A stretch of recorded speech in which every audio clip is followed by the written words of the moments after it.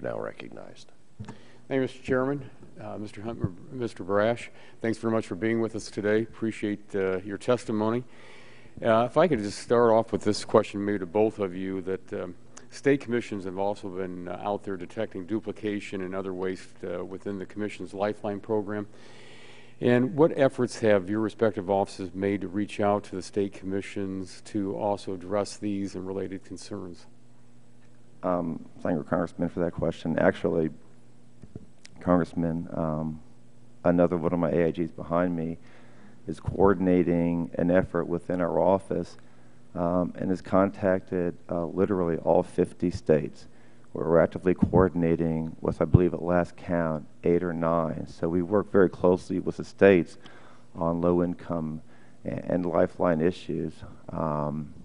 Primarily what we do is basically ask for their support because they can offer us the most help at the local level than we can offer from Washington, D.C. But we are very much interacting with local governments and do so, frankly, all the time. Okay.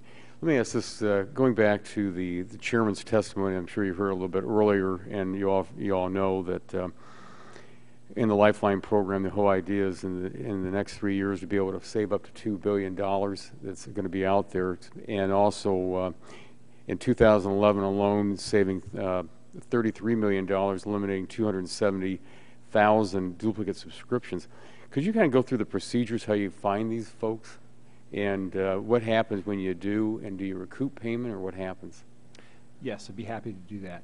What we do is we collect data from the companies, collect subscriber data from the companies. We then bump that data up against each other in a system that we built last year to do this job. We then identify potential duplicates. We reach back out to the companies and say, are these in fact duplicates? They get back to us. We then have a final list of duplicates. We then allocate the duplicates to one of the other companies randomly and then instruct the other company to de-enroll the subscriber.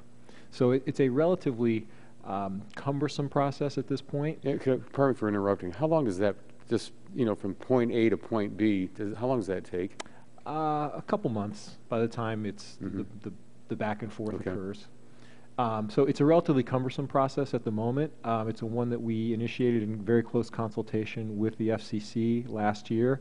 What we are moving toward, and this is in the recent order that was approved by the Commission, is a National Lifeline Accountability Database that we are now working on that we hope to have up in early 2013 that will allow companies on a real-time basis to determine whether someone is already receiving Lifeline service or not. So right now we're in an interim phase where we are identifying duplicates and saving money, but then in the future we will be doing this up front and preventing this problem from occurring in the first place.